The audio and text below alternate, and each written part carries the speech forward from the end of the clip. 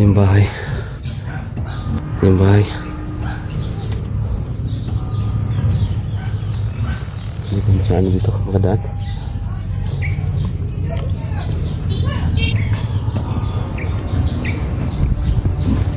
Try ko doon ako dadaan sa highway talaga sa Lazada.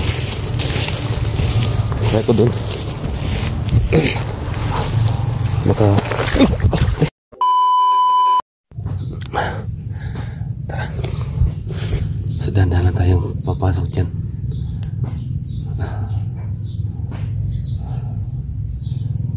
Kasi yung mga ano namin dito, yung mga kapitbahay namin dito, walang pakialam.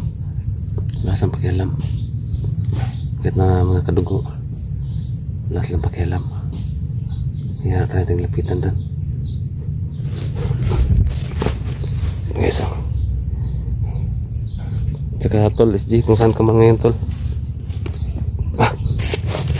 Dito ako sa likod. Sabi na mo, ang gutom na ako. Ano na kayo mga ano dyan sa loob. Ito yung natawag na ano guys, tinatawag na kibol. Sa bawat puno ng saging nilalagyan na ng mga ano, ng ganito, yung twine mula sa saging, sa liig ng saging dito na ano, para hindi sila matumba. Kasi matagal din akong natatrabaho sa sagingan namin. Ito, ano ito dati? Sagingan ito dati. Sagingan ito dati. Kaya napabayaan. Ano yung ano namin? 4 na hektare yung sagingan namin dito. Pero yung isa active pa. Yung isang ano, yung 2 hektarya active pa yun, may mga sagingan pa yun, may mga saging pa. Pero ito kasi wala na, napapabayaan na. Wala na rin nag ano nung naglilinis kasi nga wala nga budget. Ayun, maganda dito, gulay sana, no? Gulay. Kung may budget lang sana, stop na ako, tapos magugulay na lang. Time na ng gulay. Saka yung mga kamatis, malaki yung ano ng kamatis ngayon. Bintahan ng kamatis, no? Yung kilo ng kamatis mahal.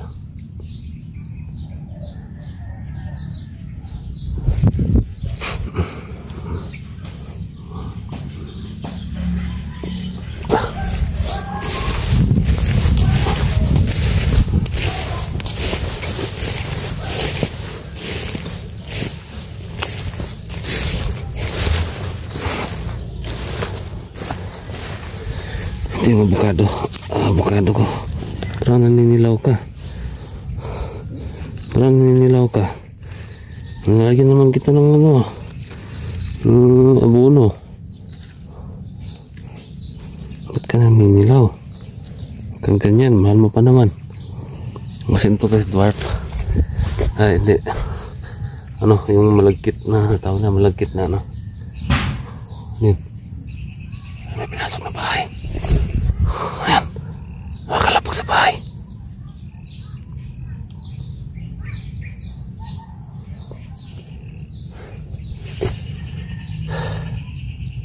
Saka pinili ko itong avocado na tanim dito kasi nga mahal yung kilo. At saka hindi rin yung avocado kasi hindi rin siya ano ng mga tao, yung kinakainggitan ng mga tao ba, na pag nakita, uy, prutas yan, tara kuha tayo. Ito avocado hindi iba. Kaya hindi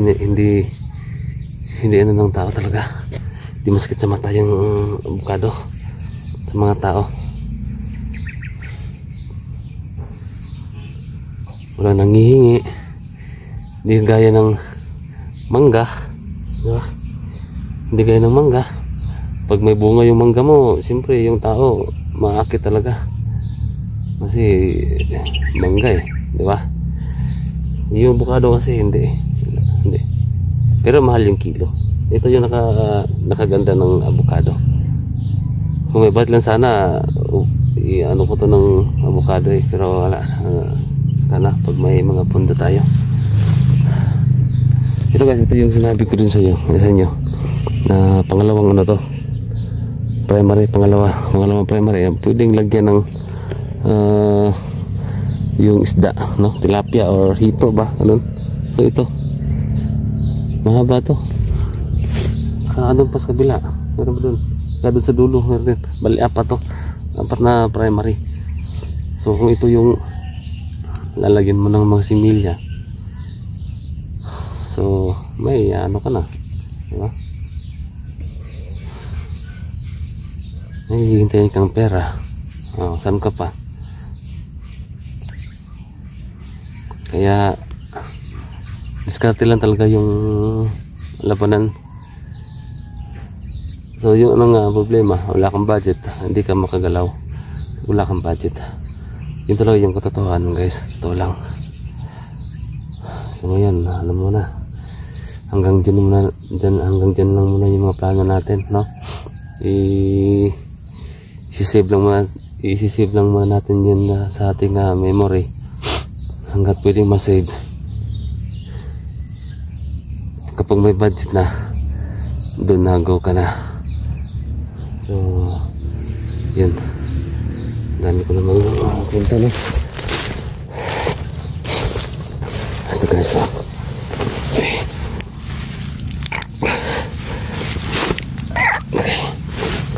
Gas. Okay.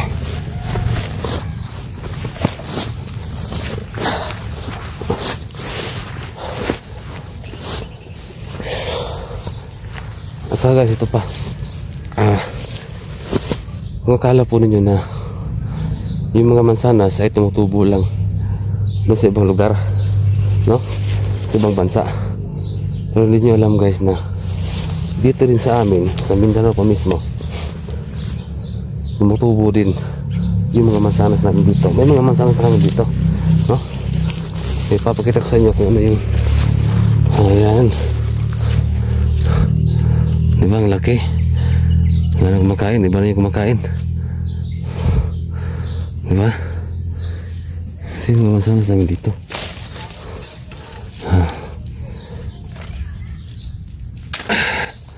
Ayan, kaya na tayo. Kumakain yung mga mansanas namin dito guys. Bihira talaga yung mansanas na tumutubo dito sa Pilipinas. Kaya ayun po, taas oh. Sarap.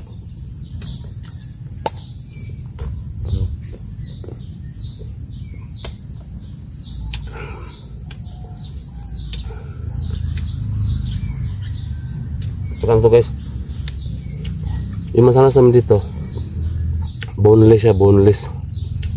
Boneless siya, boneless. Hindi, boneless. Seedless. Wala silang ano, wala mga liso. Yung mansanas namin dito.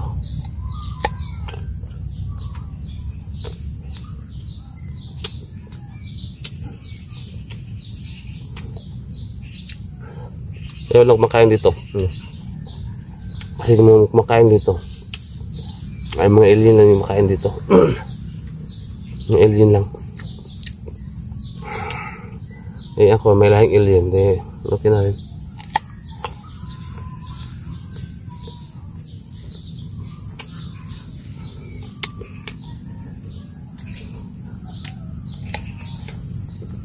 Yun po.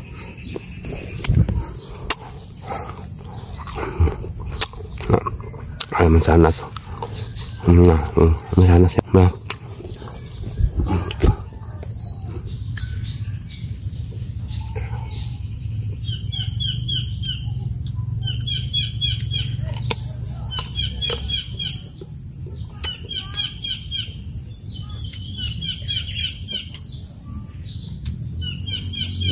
Kaya kinain naman.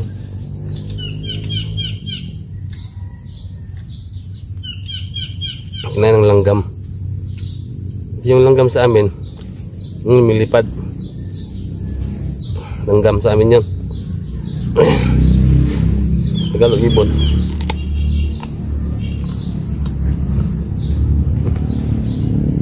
Yung langgam kasi sa Tagalog, yung ants English. Yun langgam sa Tagalog. Kaya yung langgam sa amin, yung langgam sa Tagalog magapang pa. Sa amin yung langgam sa amin sa Bisaya nakalipad na.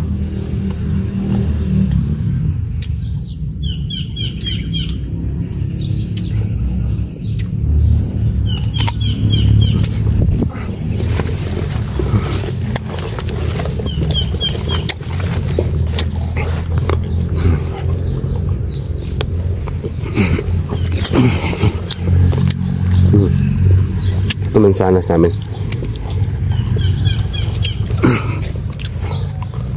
Gusto mo tayo.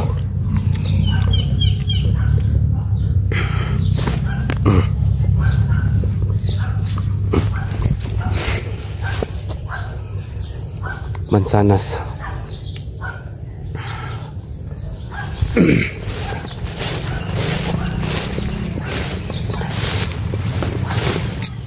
Kaya isipin nyo guys, nababaliw ng itong C44. Kaya hindi po ako nababaliw ha. Ano lang po ito. Gawa ng sobrang gutom na. Kaya ano lang yung sabi ko. Malabas sa bibig ko. Ito guys, durian to. Durian.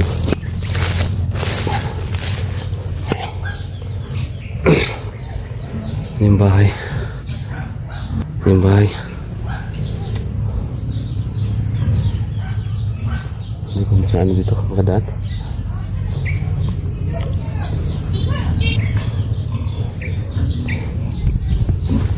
Try kung doon ako dadaan sa highway talaga sa Lazada. Try ko doon. Maka ano ako.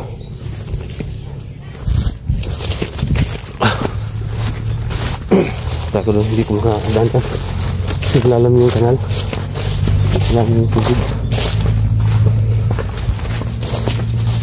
Pag matutulog ka sa mga ganitong klaseng area, pagbasa ka mag-choice ka talaga,